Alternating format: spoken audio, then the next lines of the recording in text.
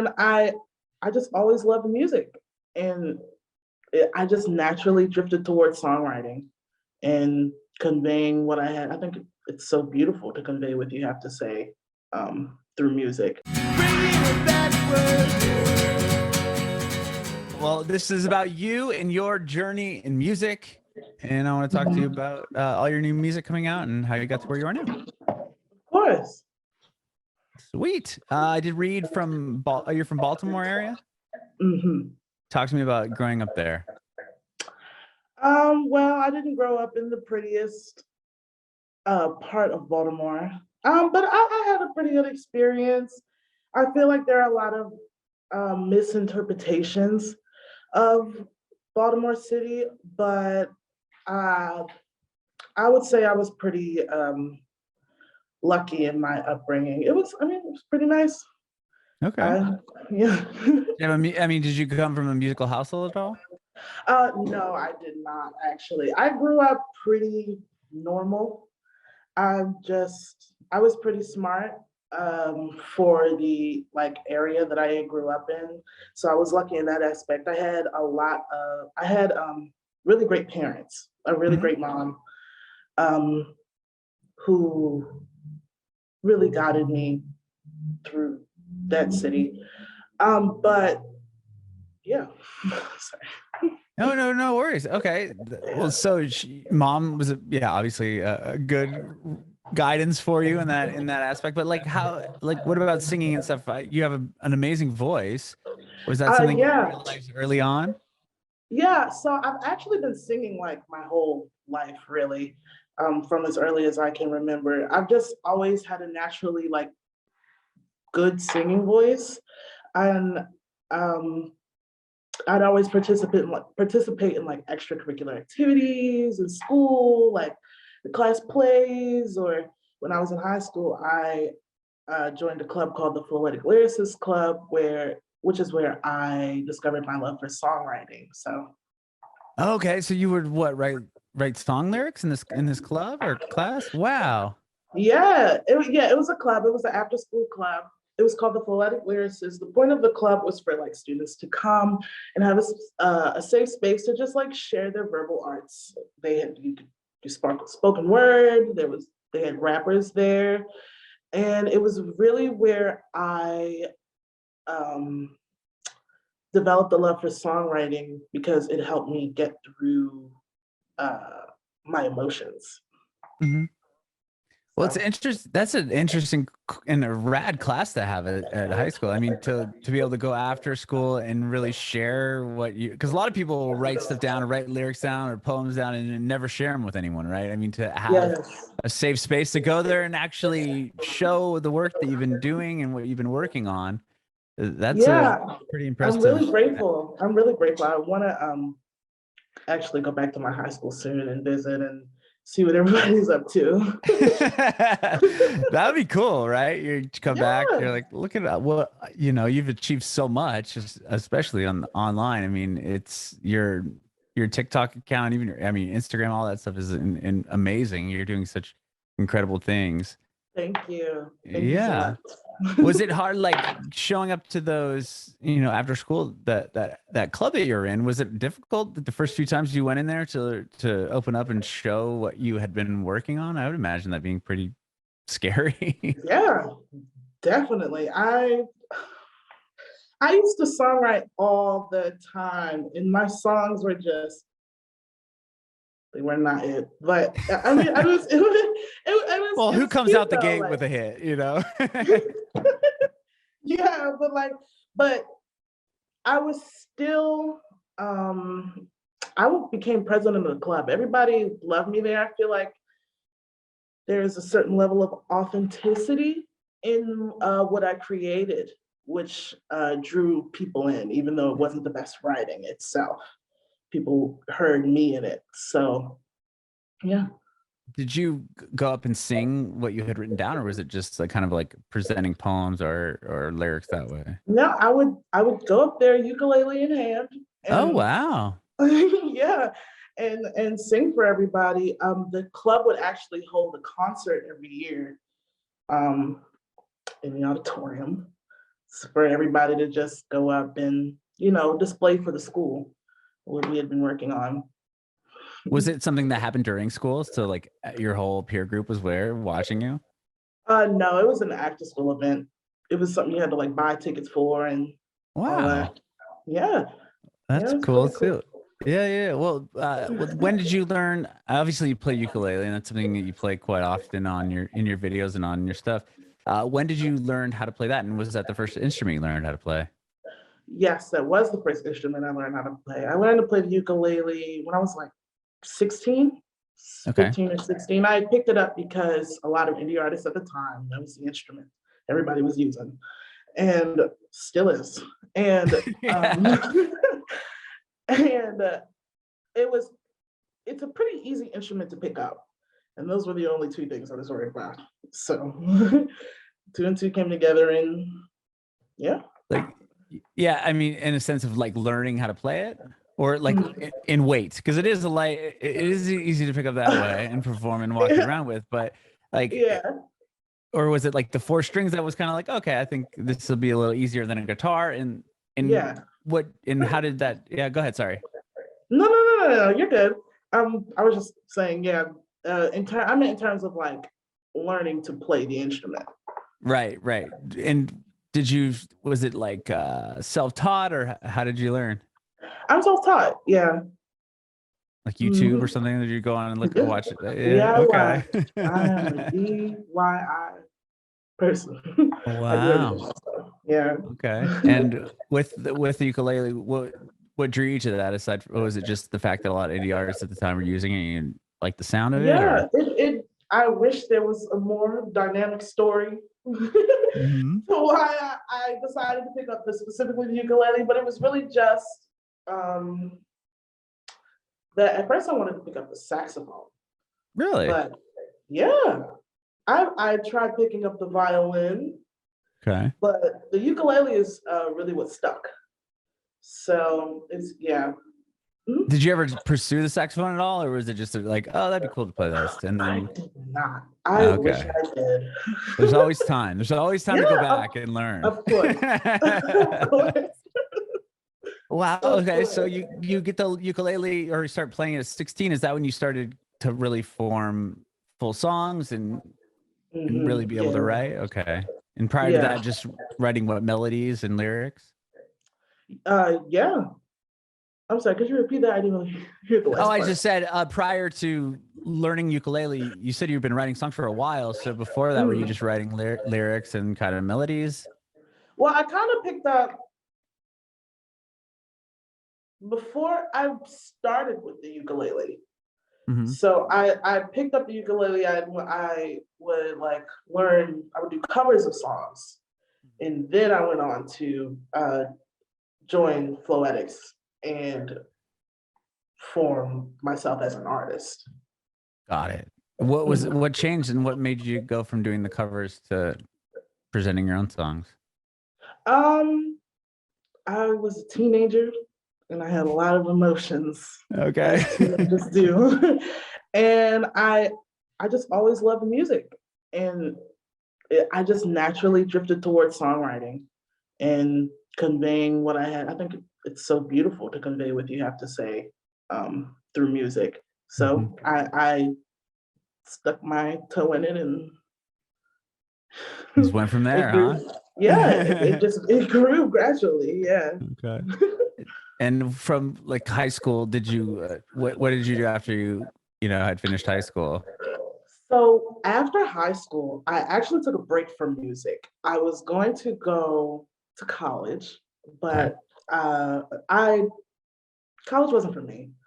So I had moved out on my own at 18 in Baltimore City. I had managed to snag some student housing. So There you uh, go. yeah, that was some cheap rent. I um I walked dogs. I just had like normal jobs, just trying to figure out how to be an adult. Hmm. And eventually, I started songwriting again because I was going through some stuff, and I had remembered how music had comforted me in high school. I was just naturally drawn back to it. So yeah. And then I, recorded some music. Okay. And from there, was it like, did you record it like in what sense? Like, did you go to a studio and we're like, okay, I've got these songs now, I want to record them, I'm going to put them out? Like how, or was it like, I'm going to go on to, because obviously you have a massive following as far as like your social media accounts go. And was that something that kind of came hand in hand with that, or did that come later? No, that came later. So Okay. I had picked up, I had completely like dropped all music at one point, and then I had picked up my ukulele again, and I had joined TikTok at this point, but I was just using it casually like everybody else. I would post covers. There's some way back. If you go to like 2020, 2019, you'll see since then I have been posting covers, not as much as I do now, of course, but I've always loved it. And then I picked up songwriting again, and I went to the studio. Yeah, I have a studio that I go to, Brightway Studio, Baltimore City. My beautiful producer, Nathaniel Lozano. I still go to him to this day. But I went to the studio, and I recorded this song called UV Light, which is not up anymore, but I need to re-upload it. And Control Delete, which is out. I had started promoting UV Light on my TikTok. That's how I got my start. That's how I became a creator. From that song? Well, okay. I won't say that. Before promoting UV Light, I had like a little POV phase on TikTok, but and that grew my account significantly. I would say that got my account to like around 80K, and then I started promoting UV Light. And then from there, my account grew to about 130K. That was a really nice experience promoting UV Light. Yeah. Yeah. Well, no, that's so okay. So I'm sorry. What got you to 80K? I didn't quite catch what you said. So before I got to the point where I was just focused on music, I would just post like regular casual content, and there's like this subgenre on TikTok that are called like POVs. Okay. And people have been doing them since TikTok first started. They're very different now than what they used to be. But along with music, I just love visual arts. And I'm always looking for ways to incorporate visual arts into my art as well. And that was another great way for me to just express myself creatively, was doing these POVs. People would like act out situations to certain sounds, and that drew in a lot of people to my account. Okay. Okay, so you started with those videos and then slowly integrated your own music or the covers? I slowly. I love how you just looked and then it stopped beeping. Like you looked at the driver. Magic. I started promoting UV Light next. Okay. So you started promoting your song next. Got it. Yes. And then from there, that's when the covers took off. That was like early January 2021. I had stopped promoting UV Light, and I had pursued the covers completely, because with the covers, I like to say that it was like quite literally one of those like not overnight situations where I had posted a cover and it blew up. It got like 300,000 likes. Wow. Do you remember what cover it was? It was a cover of American Boy by Estelle and Kanye West. But I subbed the pronouns in the song. I made them they them pronouns so I could like highlight the non-binary community. Sure. And that was amazing. That one video I still have great memories of, just seeing the whole community just come into my comment section and just feel so validated and loved. That was amazing. But I was like, well, that worked out. Might as well do it again. Mm-hmm. So I posted another cover, and the next one was Hayloft by Mother Mother.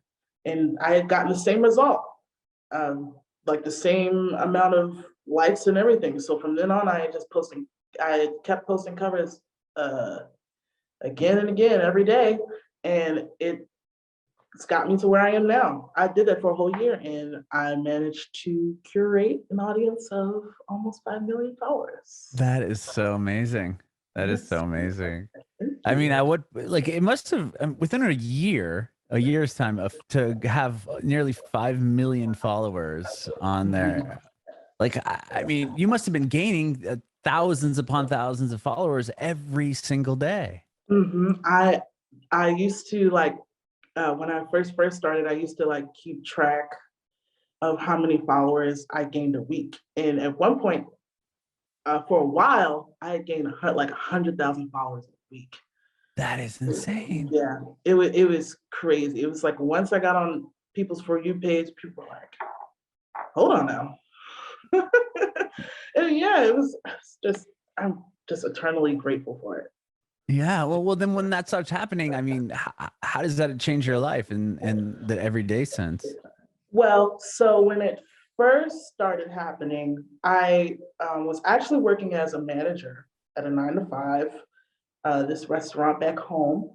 Mm-hmm. And I had recently quit my job before. So my TikToks had started blowing up, but my career hadn't. Like, Got it. yeah. So, but I quit the job because it sucked. And um, I was going to pick up another job um, and do TikTok too, because my TikTok had grown to the point where I made a little bit of money off of it, but it wasn't like my career. Like it wasn't like anything big yet. Mm-hmm. So I was going to pick up another job, but while I was looking for another job, my career had grown to the point where I didn't need to look for one anymore. Mm-hmm. So yeah, that was really nice. I worked with a bunch of beautiful people, and yeah.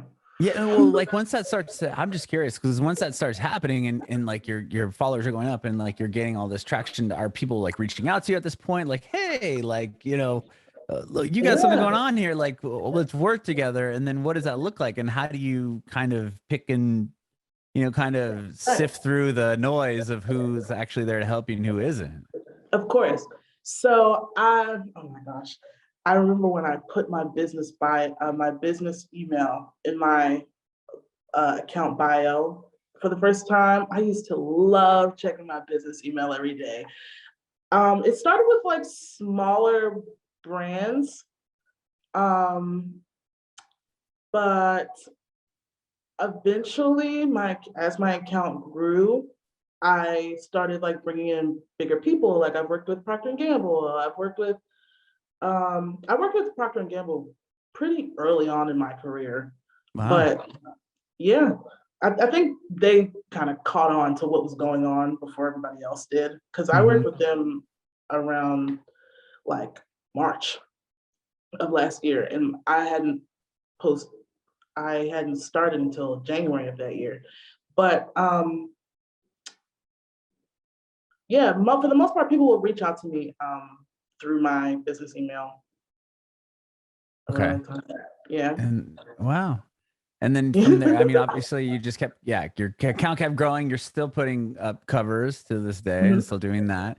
And Yeah. you also are releasing, your own music. Is that Yes. something I want to talk to you about? You said you're going to bring back UV light and you've put out Control Delete and Mhm. Thermostat is the newest one. Mhm. And is it like when you present those songs like on your TikTok or your or Instagram account, do you feel like is that something that like obviously you gained reaction and traction with UV light, which then led to the Mhm. covers. And then you Mhm. come back and you're like, okay, here's another original song. Was that something you were worried about, like shocking your fans or the new fans that you had generated? Yes, I had to come to the realization that TikTok is a very unique app. And when it says For You page, it means For You page.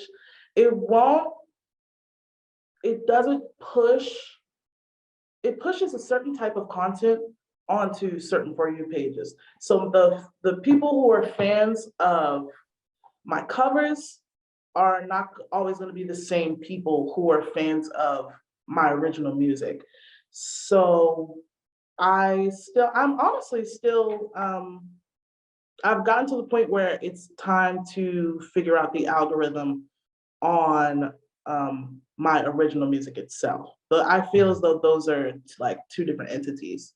But yeah, I used to be really worried about, I used to be worried about everything because it happened so quickly. I used to think it would just one day I was just gonna post and it was just gonna like disappear because it happened Right. so fast. Yeah.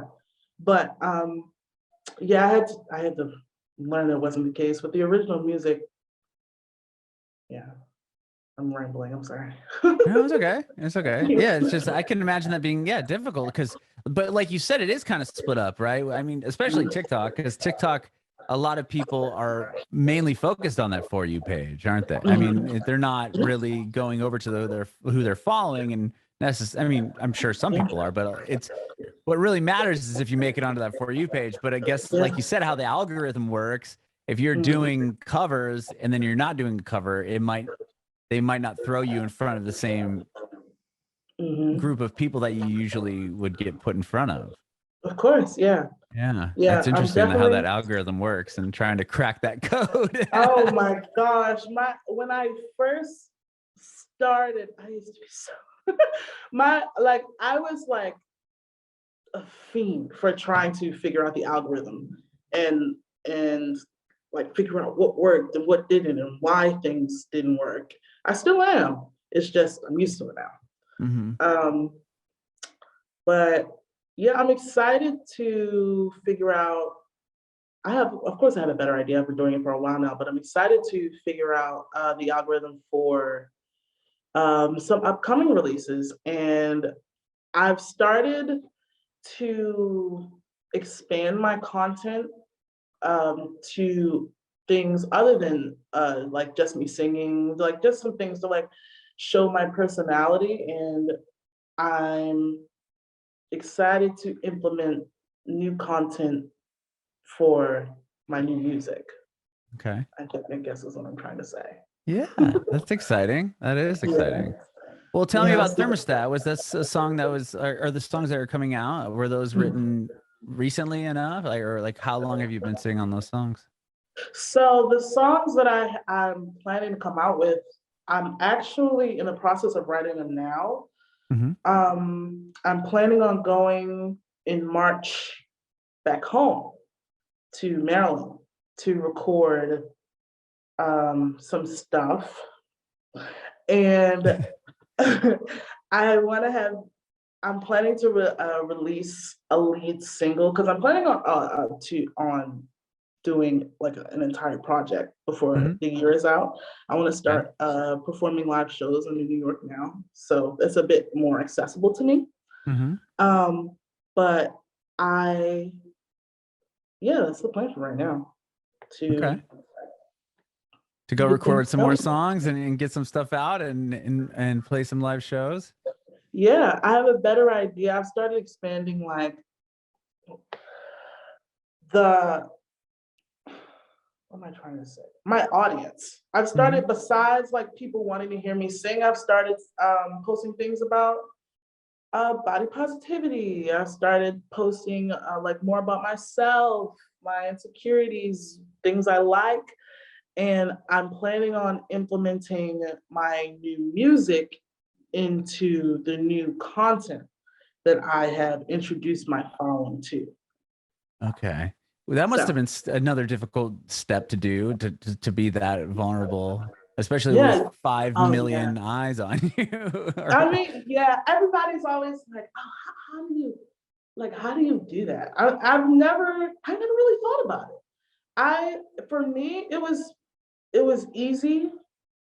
I've always, with my music, I try to be as vulnerable as possible Mhm. because a large part of the reason that I write music in the first place is because I want people to feel validated and like they're not alone in things. Mhm. So I that was just natural for me. It was natural for me to just put myself out there for everybody. And I'm excited to do that even more. Okay. I'm excited to see what you have coming out. Yeah, I feel like, yeah, I feel like I haven't done it enough. When it comes to, you know, having obviously the presence you do on TikTok, that obviously turns into like a full-time gig, right? I mean, you have to like keep up with what's going on. And is that a difficult thing to do? Like, do you have to like wake up? Like, what's an average day for you look like? Do you wake up, you're like, okay, I gotta like figure out a video, or I gotta figure out what song I'm gonna cover, and then do you have to learn the song? Like, how does, like, what does that look like? So I will usually, I have like time that I set aside to go on TikTok and consume as much as possible, see what's trending, see what's happening, see what songs are trending, that fit my niche, that don't fit my niche. Because I sing specific types of songs. Like a bunch of, yeah, I sing what I see on the app. I like to sing things that I like. I don't want to just push out just a bunch of music and everybody's confused. I want to keep people engaged. I want to keep people, I guess, in the same. Right. You don't want to steer too far out of what you've been doing. Like, you're not going to just go jump way over here just to do it. Right. Exactly. So I'll set aside time to go through the app and scroll through my For You page and see what's going on. As far as creating covers, I'll do one of two things. I'll either, I do have to sit down and like learn the song. I'll look up the chord progression. I'll figure out how I want to sing it. Like what notes I want to hit. And I'll either just like record it in front of the camera, or sometimes I'll pre-record things and put them out that way for the really intricate songs that I want to get just right. I'll do that. Okay. Yeah. That's cool. I'm just curious. Like, it's so cool that you've created this such a big fan base, and like the whole idea of TikTok fascinates me in the sense that it's like initially it could be it's a level playing field for everybody, in the sense that like I have just as much of a chance of landing on the For You page as anyone else. And it's just depends on what the content is that you're putting out, if people are willing to engage with it or they're not. And it's all a matter of opinion. And it's really, I think, such a cool thing. And even going back to what I was saying earlier about like the For You page versus the Following You page, I mean, like a lot of people probably aren't on the followers page as much as they are on just trying to figure out what's on the For You page. Like, TikTok's already serving me all this cool stuff that I already like, so why am I going to go mess with it? Like, I'm just going to keep staying on here. Yep. I like to say that TikTok is the app for strangers to engage with each other. I feel like Instagram is for people that you know. It's for you to keep up with people that you're aware of. But TikTok is the app for you to discover something new, which I think is which has aided me a lot in growing and everything. So, well, I think you're dead on with that, because the only people's stuff you see on Instagram, minus maybe if you go to that Explore page, which is like no one goes to, because you have to like mainly, go to the search and then do this or that. But you go to like, your regular page, you're seeing all the people that you're already following, and you're engaging with stuff that you're already seeing. But and I'm curious to see, like, okay, so tell me about this TikTok Trailblazers list that you're on.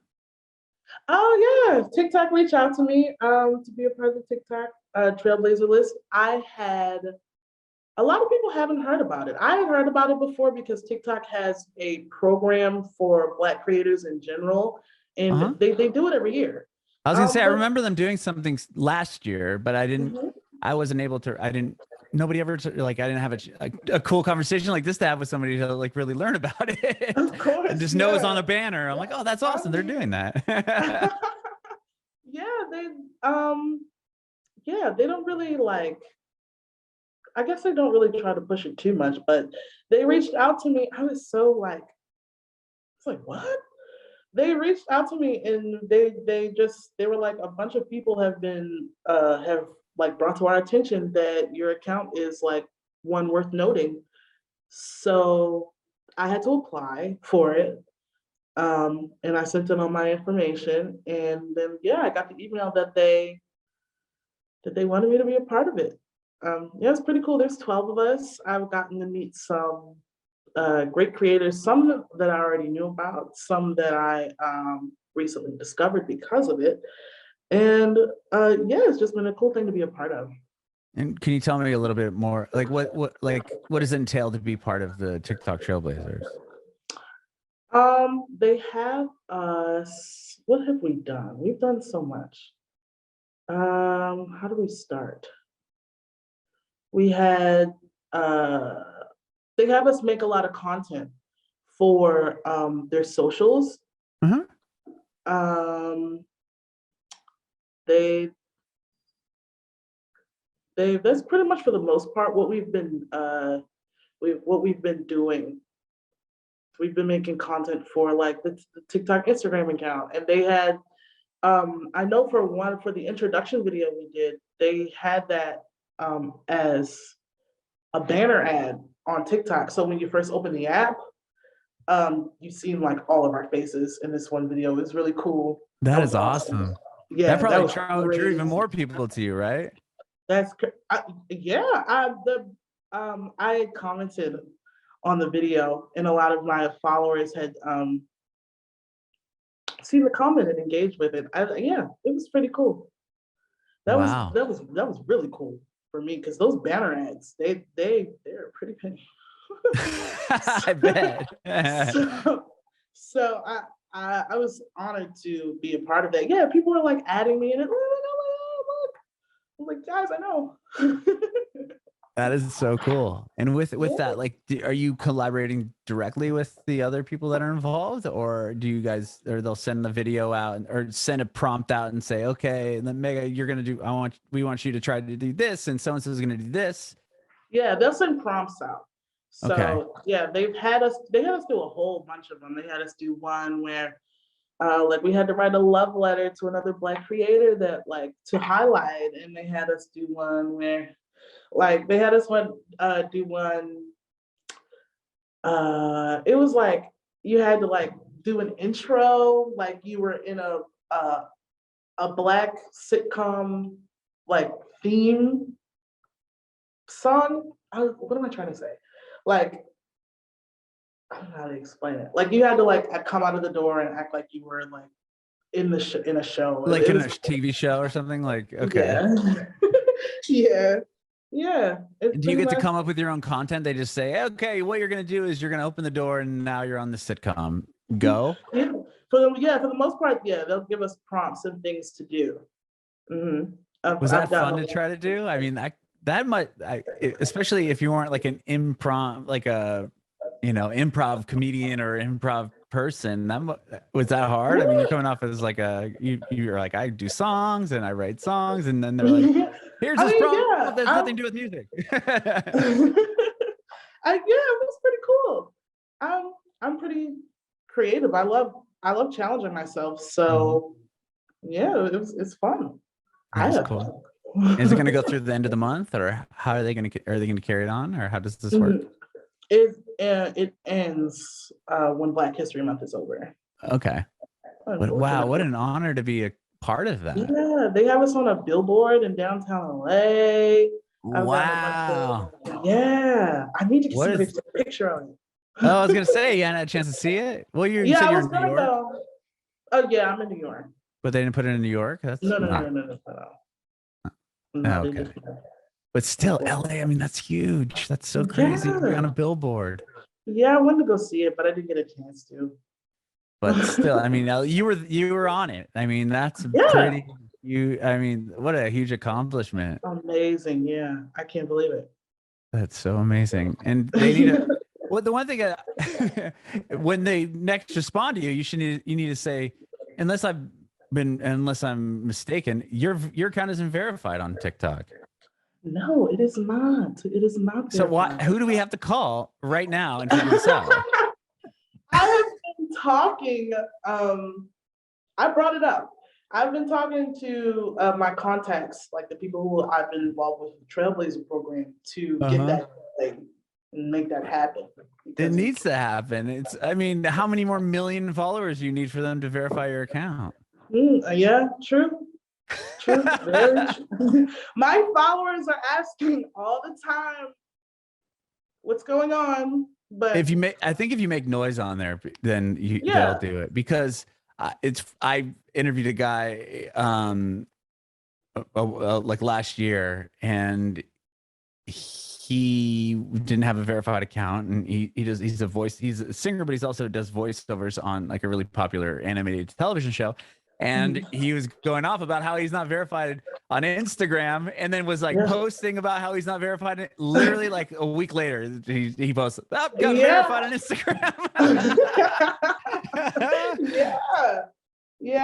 So there's a way. Yeah. But I guess you don't want to poke the bear. They might just be like, "Oh, we're not going to put your stuff on the For You page anymore." Yeah, I've been trying to make it happen. Like, I've been trying to not have to do that. Right. Well, I know it'll happen. It'll obviously happen. Yeah, of course, eventually. That's so cool, though. Done.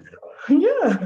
Well, Mega, you are awesome. I really appreciate your time. This has been so awesome. Thank you. I can't wait to hear the new music. I'm so happy for you, and to be part of that TikTok Trailblazers, to have a billboard in downtown LA. Like, those are such massive accomplishments to have, especially within such a short period of time. That's so cool. Thank you. I appreciate it.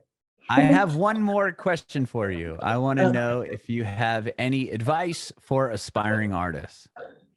For aspiring artists, as far as like in general, or like promoting on TikTok? However you want promoting on TikTok, since you do a very good job at that. Well, I would say consistency is very important when it comes to promoting in general. You have to keep there's like a study that came out that said like it takes people like seeing your face 7 times on social media for it to click what's going on. I would say consistency is a big thing. Just make sure people are seeing you. I would also say make sure that you're putting out stuff that you want to, and not that people want to see from you. I struggled with that a lot for a while. I would just make content that didn't really speak to me, but I know would perform well on my account, and I had to stop doing that because I had gotten unhappy from it.